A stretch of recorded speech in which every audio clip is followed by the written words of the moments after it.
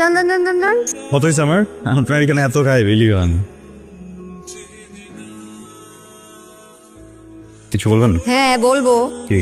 মতিন, হ্যাঁ মতিন। আপনি তুমি আমাকে চিনতে পারতেছো না? চেনা চেনা লাগতেছে বাট এক্স্যাক্টলি তা ঘুষি দিব। আমি লিয়া, তোমার ক্লাসমেট, একসাথে এক্সপেল হইলাম না?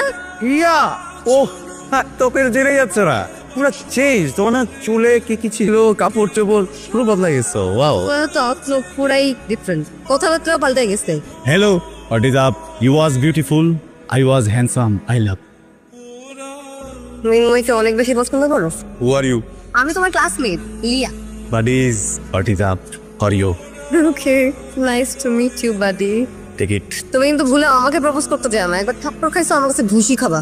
ওকে এখানে কি প্রপোজ করা যাবে না? না, প্লিজ গেই পছন্দ হয় রিকোয়েস্ট তো নট এট অল, আমার একদম ভালো লাগে না। শোনো, তুমি একটা ভালো মানুষ, ভালো ফ্রেন্ড হতে পারবা, কিন্তু যেরকম ছেলে আমার পছন্দ তুমি সেটা না আর হইতেও পারবা না। তাই আগে থেকে বলে দিচ্ছি, সারা জীবন মনে রাখবে, ঠিক আছে? ওকে।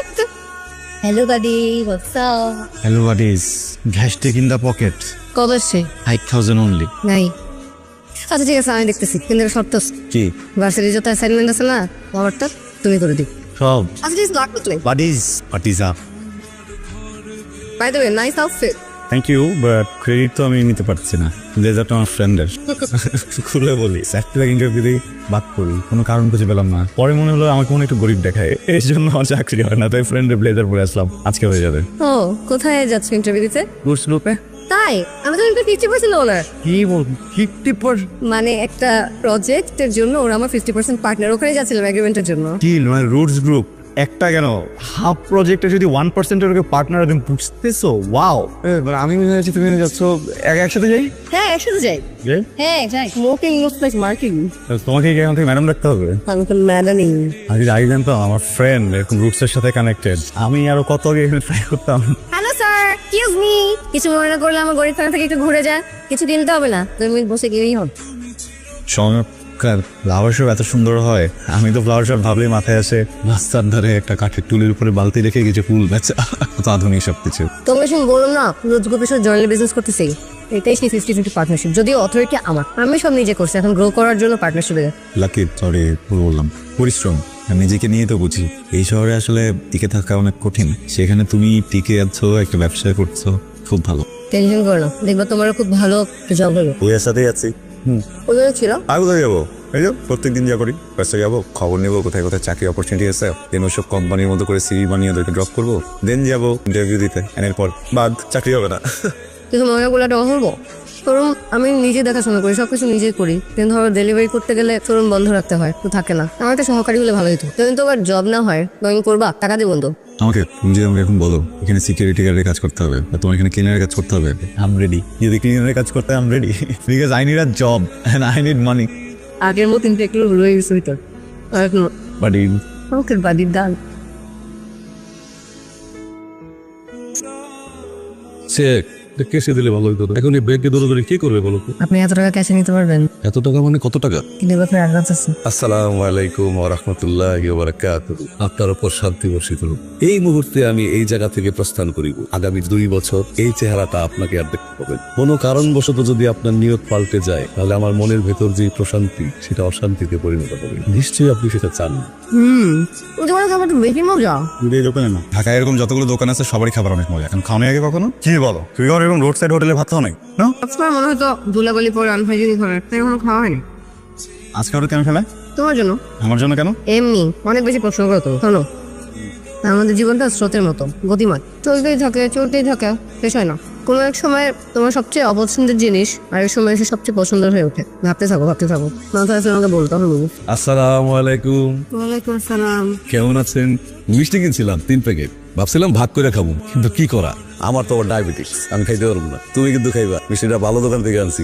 লিয়া, তোমার এক সময় কত কি কইছি, এই দোকানটা তালাও মারতে চাইছি, আর সেই তুমি আমার ভাগ্যের তালাটা খুলে দিলা। আমি কেমনে? আমি জানি তুমি না বললে তো আবার রুটস গ্রুপ রাজি হইতো না। রুটস গ্রুপ বিস্তারিত বলবেন? মানে আমি তো রুটসের সাথে একটা কাজ করতেছি না, কোনটার কথা বলতেছেন? বলছি, বিষয়টা হলো মার্কেটে যে বর্তমান আমার রেট, এর চেয়ে 20% বেশি দেওয়া তো আমার লয়ে লিছে। মানে আমার বলতে পুরো বাড়ি লয়ে লিছে। শুনছি ওরা নাকি উপর থেকে নিচ পর্যন্ত পুরোটা ফুলের বাগান বানায় বানাইবো। কি সুন্দর হবো তাই না?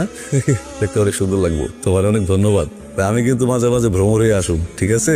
আমি কিন্তু আপনাদেরকে আগেই বলেছি যে কোয়ালিটির ব্যাপারে আমাদের কোম্পানি কোনো কম্প্রোমাইজ করে না। ইনফ্যাক্ট আমাদের এগ্রিমেন্ট ক্লোজে খুব স্পষ্টভাবে লেখা ছিল বিষয়টা। আপনারা বোধহয় পেপারটা ভালোভাবে না পড়েই সাইন করে দিয়েছেন। আসলে বিষয়টা হয়েছে কি জানেন, আপনারা কোয়ালিটি ইনশিওর না করে প্রফিটের হিসাবটা বেশি করেছেন, আর এই ধরনের বিষয়গুলো আমাদের বস একেবারেই অ্যালাউ করে। তাদের বস কি অ্যালাউ করে কি না করে সেটা আমাদের দেখার বিষয়। আমাদের দেখার বিষয় হচ্ছে চুক্তি। আপনাদের সাথে আমাদের চুক্তি হয়েছে, আপনি আমাদের কাছে প্রোডাক্ট অর্ডার করেছেন, আমরা প্রোডাক্ট রেডি করে আপনাদেরকে দিয়েছি। আপনারা যা যা রিকোয়ারমেন্ট দিয়েছিলেন সবগুলো আমরা ফুলফিল করেছি। আপনারা প্রোডাক্ট বুঝে পেয়েছেন, এখন আমাদেরকে পেমেন্ট দিতে দেবেন। এটা কোনো বিষয় না, আমাদের এই সেক্টরে আসলে এই ধরনের ঘটনা ঘটতেই থাকে। আপনারা একটা কাজ করেন, আপনার প্রোডাক্টগুলো লোকাল মার্কেটে সেল করে দেন। আপনার বসকে ডাকবেন, আপনার বসের সাথে কথা বলবেন। সমস্যা মানে আমি আপনাদেরকে আগেই বলছিলাম যে আমার ব্যবসা আমি আমার মতো করে কোনো পার্টনারশিপে যাবো না। হ্যাঁ, আপনারা আমাকে অ্যাসিওর করছেন যে সব আমার মতো করে হবে, তারপর আমি পার্টনারশিপে গেছি। এখন কেন এই পুরো বিল্ডিং জুড়ে ফুলের দোকান হচ্ছে আমার পারমিশন ছাড়া? কে ডিসাইড করে এটা? সেটা দেখছি আপনি একটু ঠান্ডা বসে নাই করে সে বসবো, আপনার বসের সাথে আমি কথা বলবো।